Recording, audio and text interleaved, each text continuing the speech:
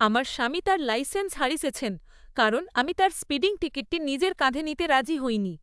৫০-এর জন্য গতিসীমার অনেক বেশি গতিতে গাড়ি চালানোর সময় তাকে ধরা পড়েছিল।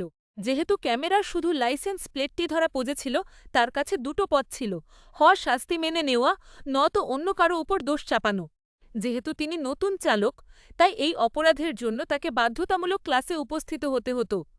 তিনি আমার কাছে অনুরোধ করলেন যাতে আমি তার হরে এই দায়ভার গ্রহণ করি। তিনি ভেবেছিলেন যেহেতু আমি বহু বছর ধরে গাড়ি চালাচ্ছি, তাই আমার জন্য এটা সামান্য একটা জরিমানার ব্যাপার হবে। আমি মানা করে দিলাম। আমি দ্রুত গতিতে গাড়ি চালানো ঘৃণা করি, আর আমার পরিষ্কার রেকর্ড নষ্ট করতে আমি রাজি ছিলাম না।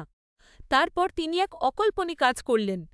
পুরো ১ বছর তিনি ওই ক্লাসগুলোতে যেতেই ভুলে গেলেন। এখন তিনি তার লাইসেন্স হারিয়েছেন এবং তাকে থিওরি ও প্র্যাকটিক্যাল উভয় পরীক্ষাতেই আবার বসতে হবে।